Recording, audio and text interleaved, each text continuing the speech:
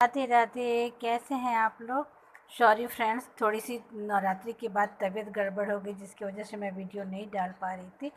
तो चलिए अभी मैं दिखाती हूँ कि आज मेरा बेटा जा भी रहा है, तो इसीलिए बच्चे आते हैं ना तो इतनी खुशी होती है ना, और बच्चे चले जाते हैं ना तो घर इतना सोना लगता है ना कि मत पूछिए। तो आज मैं बेटे की पसंद की सारी खाना बनाई हूँ, तो सोची कि आज आप लोग के साथ भी शेयर कर लूँ। और इधर मौसम का मिजाज देखिए, ये झमाझम बारिश अचानक से, इतनी तेज़ हवा, और आप देख सकते हैं, और हवा के साथ साथ ये मोटी मोटी बारिशें, बहुत तेज़, मतलब आधा पौन घंटे तो इतनी तेज़ बारिश हुई ना कि बता नहीं सकती हूँ। बहुत ज़बरदस्त बारिश हो रही थी, और बेटा को जाना था तो मुझे किचन में भी उसके पसंद के खाने बनाने थे। तो तो मैं आज तिल के लड्डू बना रही हूँ। तो ये मैंने हाफ़ के जी तिल को धो के 2 दिन पहले ही सुखा ली थी, और इसे तिल के लड्डू बहुत पसंद आते हैं, तो मैं सोची कि चलो बना देती हूँ। तो तिल के वो सूखी कढ़ाई में ही आधा केजी के करीब ये सफ़ेद वाली तिल है, तो इसे अच्छे से भून ली। उसके बाद सूखी कढ़ाई में ही मूंगफली भी, 1 कप मूंगफली को भी मैंने रोस्ट कर लिया, और दोनों को निकाल करके और मूंगफली को थोड़ा सा क्रश कर देंगे तो उसका छिलका हट जाता है। और इधर तिल बहुत जल्दी भुन जाता है, बस पट-पट की आवाज़ आने लगे तो इसको समझ लीजिए कि आपकी तिल अच्छे से भुन गई है। और इधर जितनी तिल थी उससे थोड़ी सी कम हम इसमें गुड़ डालेंगे, और गुड़ को 2 चम्मच पानी डाल करके, मतलब आधा कप पानी डाल करके, और गुड़ को पहले उसमें मेल्ट कर रही थी और गरम करके, क्योंकि पाक ही इसका मेन होता है। अगर आपकी पाक सही हुई ना तभी आपके लड्डू अच्छे बनेंगे, नहीं तो सारे लड्डू बिखर जाएंगे। तो इस तरह से जब उसमें अच्छे से झाग आने लगा तो इसको टेस्ट करने के लिए हम कटोरी में पानी लेंगे, और देखिए इस तरह से अगर फैल गया है गुड़ ना, तो इसका मतलब कि हमारा पाक सही नहीं हुआ है। और ये मतलब तिल वाले इसमें ना मैंने ड्राई फ्रूट भी ढेर सारे डाल दिए हैं, तो ये बच्चों की सेहत के लिए भी ना बहुत अच्छी रहती है, B12 की कमी को भी पूरा करता है। अब बच्चे बाहर रहते हैं तो मेस का खाना खाते हैं, तो क्या होता है ना, वो ढंग से खाना पीना नहीं खाते हैं। इसलिए ये तिल की लड्डू जो कि बहुत फ़ायदेमंद है, हड्डी के को मजबूत देती है। उसमें ड्राई फ्रूट्स भी, थोड़ी सी काजू और बादाम को भी मैंने रोस्ट करके डाल दिया था। तो इस तरह से देखिए, जब अब अच्छे से पानी में जब हम तिल के पाक, गुड़ के पाक को डालेंगे तो वो अच्छे से जब गोल होने लगेगा तो समझ लीजिए कि अब हमारी पाक सही हो गई है। अब बहुत ज़्यादा कड़ा भी पाक को नहीं करना है, नहीं तो आपके लड्डू बहुत टाइट हो जाएंगे, फिर वो दांत से टूटेंगे नहीं।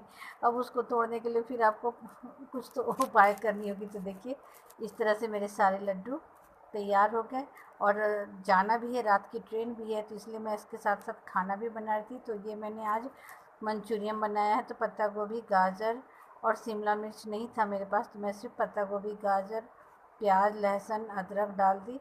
और इसमें मैं मैदे की जगह थोड़ा सा बेसन और चावल का आटा, ना मैं कॉर्नफ्लावर डालती हूँ ना मैदा डालती हूँ, और चावल का आटा और थोड़ी सी बेसन, ये डाल के, और दोनों sauce, tomato sauce, soya sauce, और थोड़ा सा नमक, क्योंकि पहले मैंने कद्दूकस करके और नमक डाल करके इसको 10 मिनट तक छोड़ दी थी ताकि सारा पानी और निकल जाए।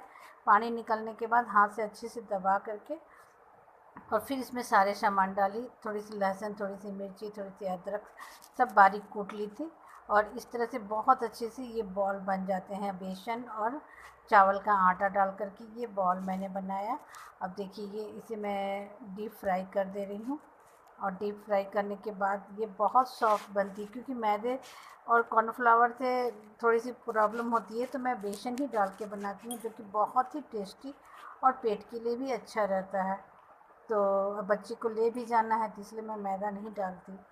तो इस तरह से सारे बॉल हो गए। उसके बाद मंचूरियन, सोया मंचूरियन का मसाला था, उसे मैंने आधी कटोरी पानी में 2 चम्मच के करीब में उसे घोल लिया। और जब प्याज और शिमला मिर्च, जब इतनी तेज़ बारिश हो रही थी कि कोई मार्केट जाने वाला नहीं था, शिमला मिर्च था नहीं, तो मैं सिर्फ प्याज से ही, तो थोड़ी सी बारीक अदरक और लहसुन काट ली, और प्याज के को मोटे मोटे स्लाइस में, स्क्वायर में प्याज को काट ली थी।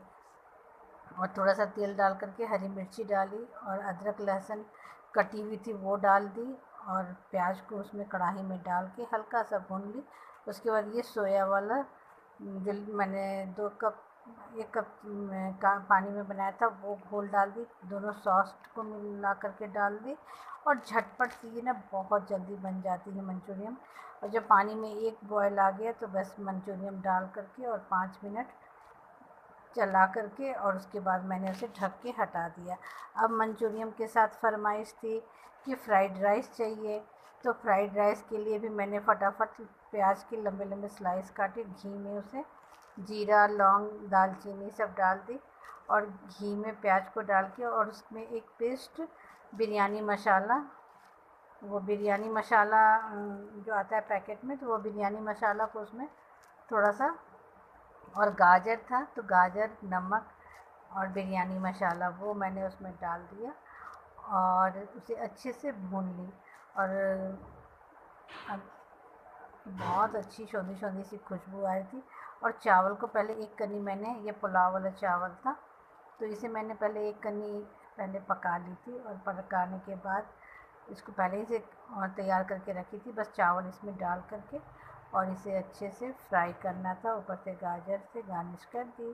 तो फटाफट ये तैयार हो गया वेज बिरयानी और पुलाव भी। और इसके साथ चलिए अभी तो एक चीज़ बचा है, वो है हमारे बिहार का स्पेशल भभरा। तो ये भी हमारे यहाँ फरमाइश पे ये आई हुई था, ये भी बनाना है। तो चना मैंने रात में ही भिगो करके रख दिया था, तो बस बेसन में हल्दी मिर्चा पाउडर अदरक लहसुन का पेस्ट चावल का आटा डाल के अच्छे से घोल तैयार की। उसमें जो चने मैंने रात में भिगो के रखे थे वो डायरेक्ट वो चने को उसमें डाल दी और इस तरह से क्रिस्पी क्रिस्पी ये भभरा हमारे बिहार का बहुत ही टेस्टी